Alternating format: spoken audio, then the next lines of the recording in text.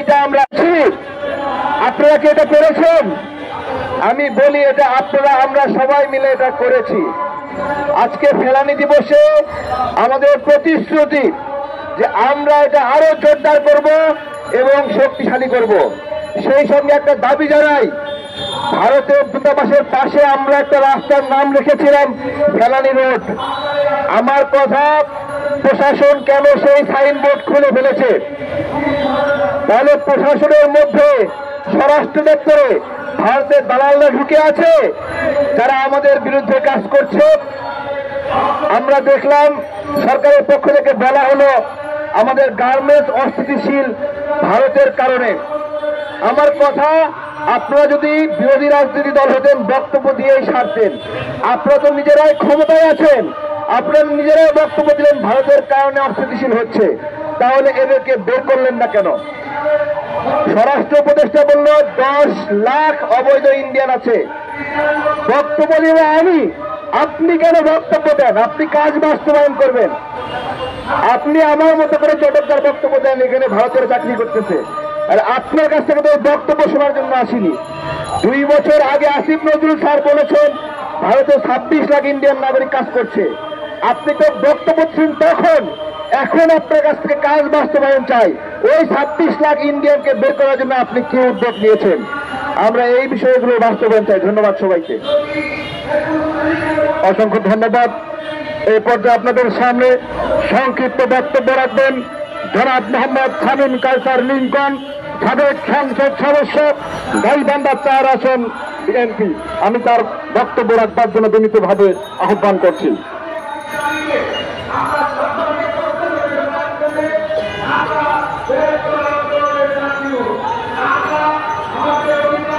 আসসালামু আলাইকুম।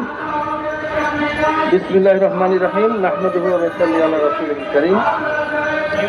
দেশ বাঁচাও মানুষ বাঁচাও আন্দোলন কর্তৃক আজকে এই ফেলানি হত্যা দিবসের এই সমাবেশে সম্মানিত সভাপতি, সম্মানিত প্রধান অতিথি, বিশেষ অতিথিবৃন্দ, সাংবাদিক ভাইরা এবং আরো যারা আছেন, দেখেন 14 বছর চলে গেছে।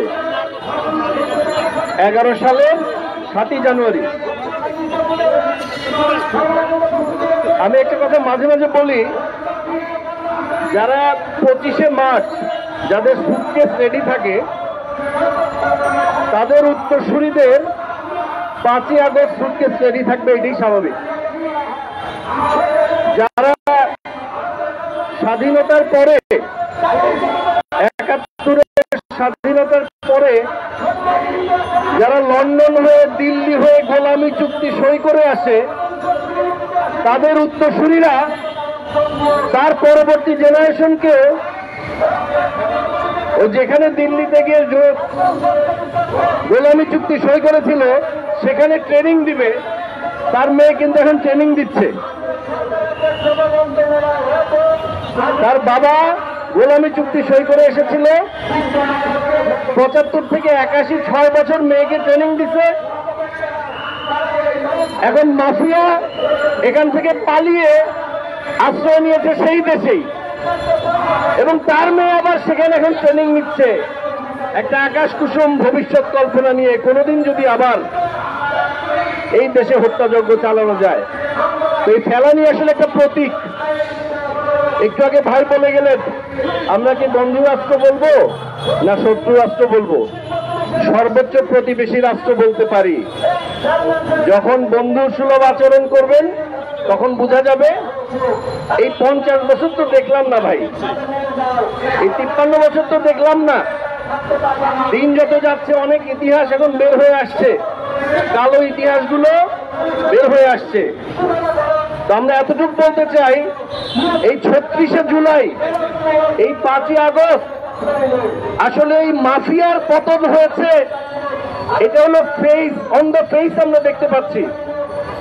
আসলে এই 36শে জুলাই পরাজিত হয়েছে হলো ভারত, যারা এই মাফিয়াকে তার বাড়িতে গিয়ে আশ্রয় দিয়েছে।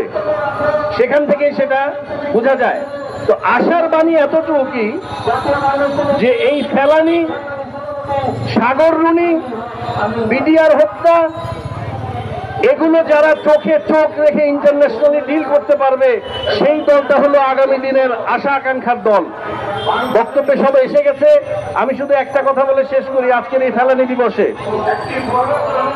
শহীদ রাষ্ট্রপতি জিয়াউর রহমান 19 দফা দিয়েছিলেন। একটা ধ্বংসস্তূপ রাষ্ট্র পেয়ে এই মাফিয়ার বাবা একটা ধ্বংসস্তূপ রাষ্ট্র দিয়ে গিয়েছিল, তার মোটো ছিল গর্বই।